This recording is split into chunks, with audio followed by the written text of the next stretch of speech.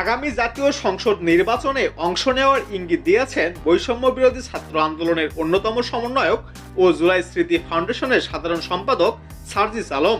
তিনি বলেন, পঞ্চগড়ের মানুষ যদি মনে করে আমি কিংবা তরুণ অন্য কেউ সংসদে তাদের প্রতিনিধিত্ব করতে পারে, তাহলে আমি মনে করি তা এই দায়িত্ব নেওয়া উচিত।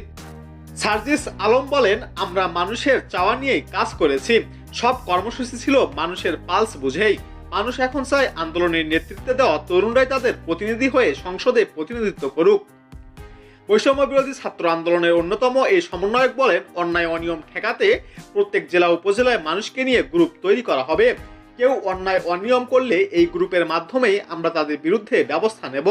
সৃষ্টিকর্তা আমাদের যে সুযোগ দিয়েছে সেটি আমানত মনে করি। এই আমানত রেখে মানুষের কল্যাণে যা কিছু করা যায় আমরা করব। উল্লেখ্য, পঞ্চগড়ের মকবুলা রহমান সরকারি কলেজ মাঠে শীতবস্ত্র বিতরণ অনুষ্ঠানে তিনি এসব কথা বলেন। এ সময় পঞ্চগড় পৌরসভার প্রায় 2000 মানুষের হাতে শীতবস্ত্র তুলে দেন তার সার্জিস আলম।